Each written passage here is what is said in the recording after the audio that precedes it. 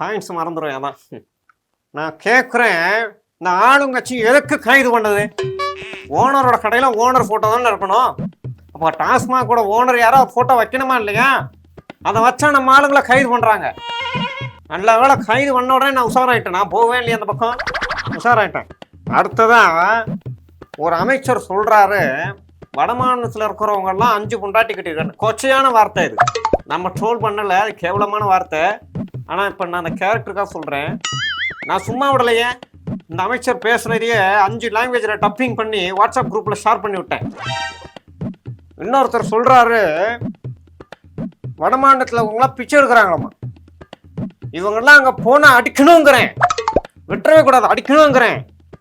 அப்புறமா இந்த யார் அந்த அமைச்சர், அந்த பீடை அந்த பீடை பாபு பாபு சொல்கிறாரு, நான் சனியா? ஆமாம், நான் சனிதாங்கிறேன்.